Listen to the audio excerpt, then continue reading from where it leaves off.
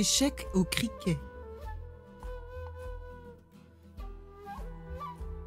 Djongolo, le grand-père de Bintou, vaquait à son occupation favorite depuis quelque temps.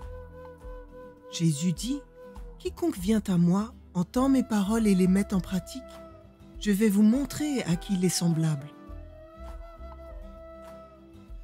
Adama, viens voir, les hommes se rassemblent. Et alors? Ils vont voir Djongolo pour préparer les cérémonies. Je les ai entendus en passant près d'eux. Tu es sûr? Oui, mon père et mon oncle en parlaient hier soir. C'est pour bientôt. Mon père dit qu'avec Djongolo, il risque d'y avoir des problèmes. Tout le monde dit que depuis qu'il vérifie la traduction de textes qui parlent de Dieu, il a changé. Adama, Issou, qu'est-ce que vous faites? Laisse-nous, Bintou. On s'occupe de choses qui ne sont pas pour les filles. Oh, je sais, il s'agit du lot. Oui, mais toi, tu es une fille. Tu ne pourras jamais le voir. Le lot est le fétiche d'une société secrète réservée aux hommes. Les femmes ne peuvent le voir. Ton grand-père est prêt? Les hommes se réunissent pour aller lui parler. Depuis la mort du chef de la société secrète, c'est lui l'homme le plus vieux du village. Il aura l'honneur de présider aux cérémonies. Je crois qu'ils vont être déçus. Maintenant, grand-père adore le grand Dieu du ciel. Il ne s'occupe plus des fétiches. L'un n'empêche pas l'autre. Mais si, on ne peut pas placer sa confiance en Dieu et en autre chose. Dieu est suffisant. Même pour la pluie, même pour les criquets.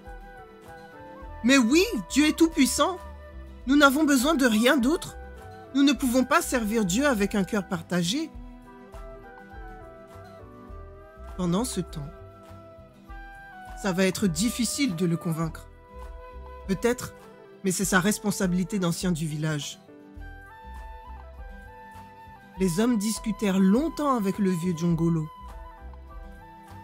« Mais tu es le seul à connaître les secrets que t'avait confiés notre ancien chef. Nous permets-tu d'insister? Non, je vous le dis. Dieu ne veut pas que l'on s'attache aux fétiches. Je veux obéir à Dieu seul. Mais si vous le souhaitez, vous pouvez préparer les cérémonies. Seulement, je n'y participerai pas.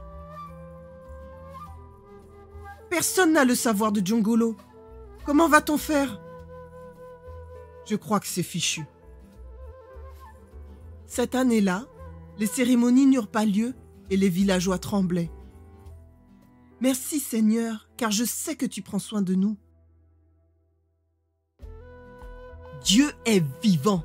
Il est plus fort que le fétiche. Il s'occupera de la pluie et de nos récoltes. La récolte s'annonçait bien, mais... Les criquets! Ils arrivent du Sénégal! Ils dévastent tout! C'est de la faute de ton grand-père! Le fétiche se venge! Nos récoltes vont être dévastées! Non! Dieu est plus grand que tous les fétiches du monde! Il nous protégera! Oh Dieu, protège nos récoltes. Permets que personne ne soit en colère contre grand-père. Miraculeusement, les criquets épargnèrent les cultures du village. Des années ont passé et les cérémonies ne se font toujours pas. Et chaque année, Dieu envoie fidèlement la pluie tout en protégeant la région de l'invasion des criquets. Djongolo avait raison! Dieu est grand! Mouais, ça donne à réfléchir. Tu vois, Dieu prend soin de nous. C'est bon de savoir que Dieu suffit à notre bonheur. Son amour pour nous est infini. Pourquoi nous appuyer sur quelqu'un ou quelque chose d'autre?